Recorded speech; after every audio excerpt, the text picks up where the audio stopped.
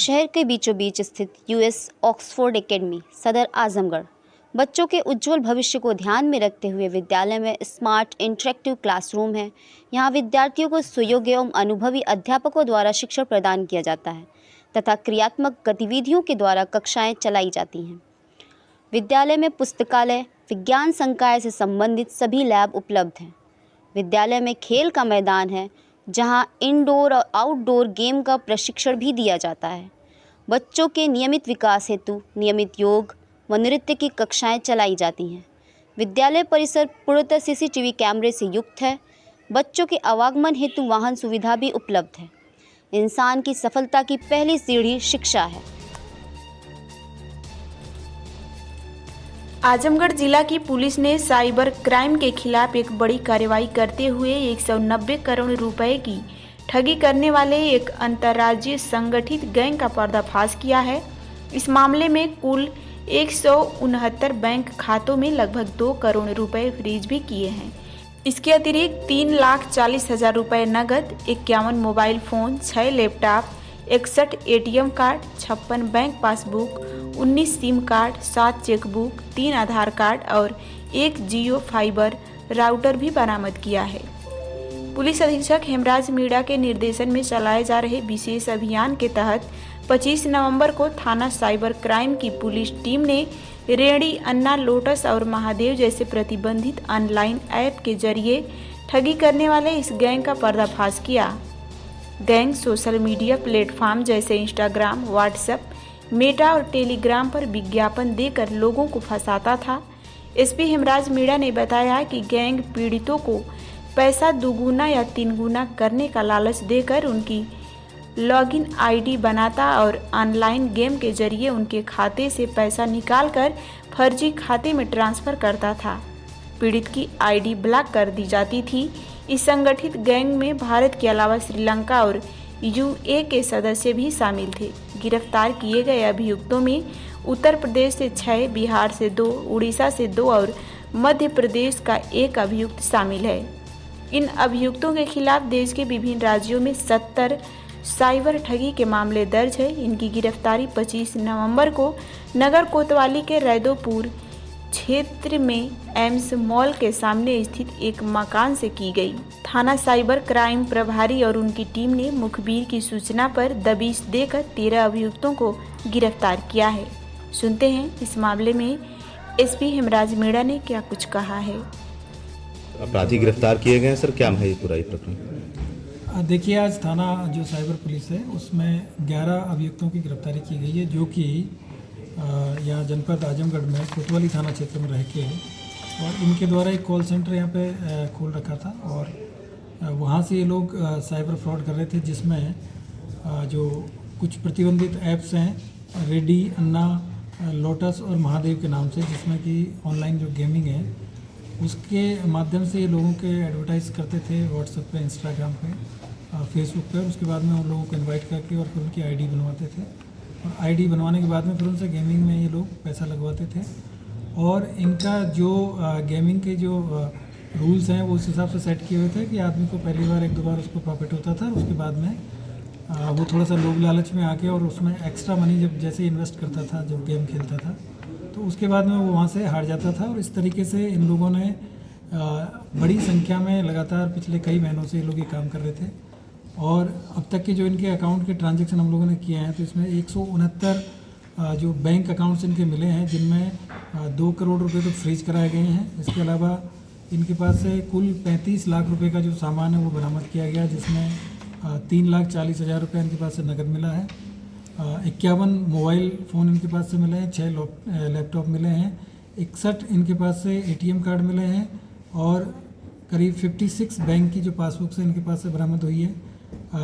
19 इनके पास से SIM card मिले हैं, 7 चेकबुक मिली हैं और इसके अलावा आधार कार्ड और एक जियो का एक फाइबर वाला जो इनके पास राउटर मिला है।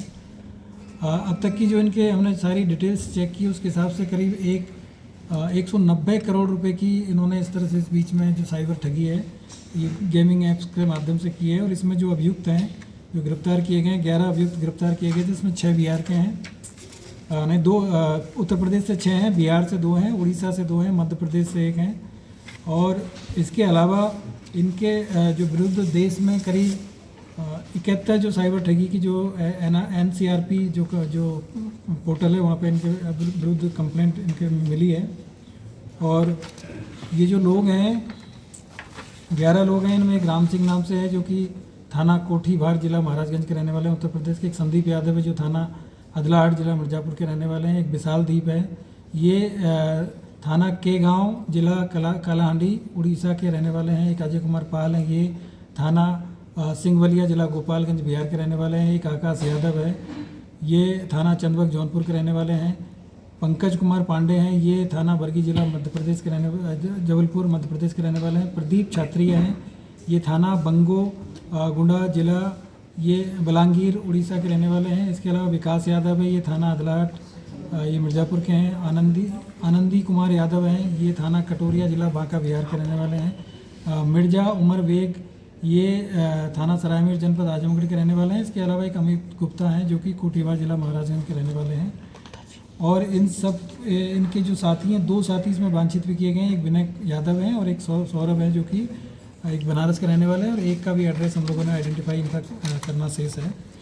इस तरीके से ये जो पूरा गैंग है, यहाँ इन्होंने जनपद आजमगढ़ में थाना कोतवाली क्षेत्र में एक व्यक्ति से पहले मकान यहाँ पे किराए पे लिया और उसमें उनको बोला कि हम लोग यहाँ पे कुछ ऑनलाइन क्लासेज लेते हैं। तो उस तरह से इन्होंने ऑनलाइन क्लासेज के नाम से यहाँ पे रूम किराए पे लिया और फिर ये लोग वहाँ से बाहर मतलब ये जितने भी लोग हैं ये सब अलग अलग जगह से ट्रेनिंग दे के इन लोगों को यहाँ पे लाया गया था। और यहाँ पे ये 24/7 इनका जो गेमिंग का जो काम था वो चलता था। रात में भी इनकी ड्यूटी रहती थी और दिन में भी ड्यूटी रहती थी। अभी तक जो लोग पकड़े गए हैं प्रथम दृष्टया ये वो लोग हैं जो कि एक्चुअल में उस पोर्टल को हैंडल करते थे और जो भी बेनिफिट होता था उसको फिर ये लोग इनके पास जो अकाउंट्स थे उन अकाउंट्स में ट्रांसफ़र करते रहते थे और कई लेयर में जाके फिर ये लोग लास्ट में उनमें से जो पैसा है उसको अपने जो बेनिफिशरी जो लोग थे इनके जिनका सबसे ज़्यादा इन्होंने फ़ायदा उठा रहे थे उनके अकाउंट में ये लोग उसको जो अमाउंट होता था उसको ट्रांसफ़र कर देते थे। और ज़्यादातर इस तरह के जो केस में जो नई उम्र के लोग हैं, कुछ लोग इसमें ये समझते थे कि भाई गेम खेलते हैं कुछ पैसा मिल जाएगा।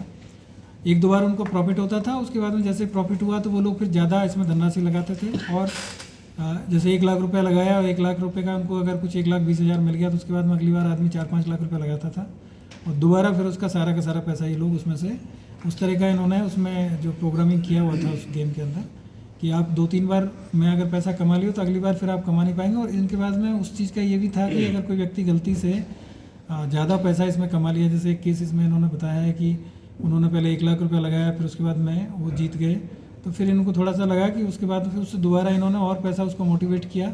और ये जो लोग गेम खेलते थे उनके मोबाइल नंबर्स भी इनके पास में होते थे, उनको व्हाट्सअप के माध्यम से कांटेक्ट भी करते थे, उनको मोटिवेट भी करते थे कि भाई ठीक है आपने बहुत अच्छा खेला है और अब लगाइए। जैसे ही वो आदमी ज़्यादा पैसे लगाते थे उसके बाद में फिर उसको जो प्रॉफिट है वो आना बंद हो जाता था। फिर आदमी फिर या तो डिप्रेशन में चला जाता था या फिर उसको कहीं ना कहीं पुलिस में जाके वो कंप्लेन करता था। तो इस तरीके से ये एक लुभावना ये गेम लोगों को खिलाते थे और उनको इमोशनली और उनको जो फाइनेंशियल बेनिफिट दिलाने के नाम पे उनको मोटिवेट करते थे और उसके बाद में उन सब के साथ में फ्रॉड करने का ये काम ये लोग कर रहे थे।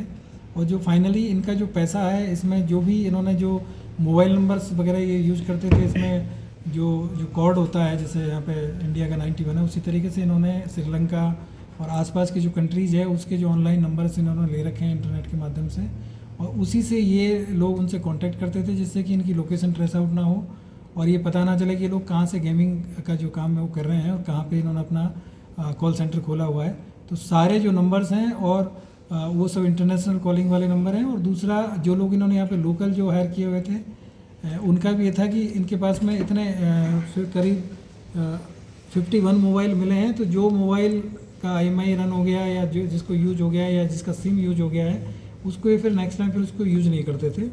और इसके अलावा जो लोगों से सिम एक व्यक्ति यहाँ पे महाराजगंज का जो मिला है वो इनको प्री एक्टिवेटेड जो सिम भी प्रोवाइड कराते थे और कई लोगों से इन्होंने अकाउंट्स भी यहाँ पे खुलवाए हैं। तो इस तरीके से ये काफ़ी ऑर्गेनाइज तरीके से लोग इस चीज़ को काम कर रहे थे और बिल्कुल जिस घर में लोग काम कर रहे थे उनको भी लग रहा था कि कहीं ना कहीं क्लास लेते हैं या कुछ ना कुछ मतलब कंप्यूटर पर काम करते हैं। 6 इनके पास से जो लैपटॉप मिले हैं जो इस दीपावली जगमगाए आपकी खुशियों के साथ आपके घर। हमारे शानदार गोल्ड और डायमंड के कलेक्शन के साथ बनाएं इस त्योहार को और भी खास।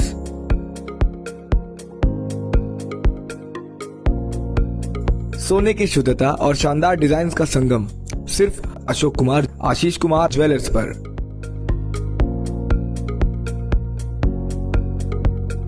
इस दिवाली पाए खास डिस्काउंट और फेस्टिवल ऑफर्स।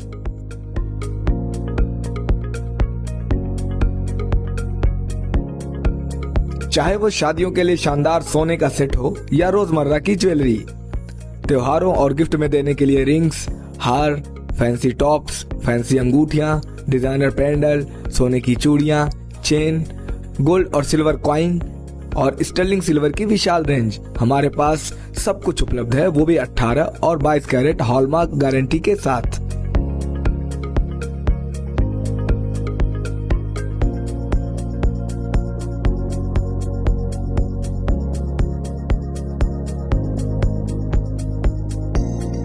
हमारे यहाँ सोने और चांदी के जेवर ऑर्डर देने पर पूर्ण शुद्धता की गारंटी के साथ हमारी निगरानी में तैयार किए जाते हैं। और तो और हमारे यहाँ 100% चांदी की गारंटी के साथ बर्तनों की विशाल रेंज भी उपलब्ध है।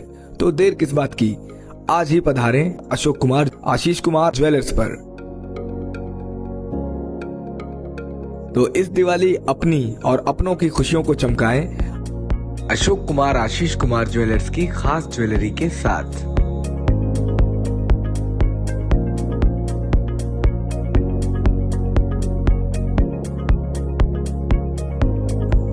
हमारा पता है दामोदर कटरा, आसिफगंज, आजमगढ़।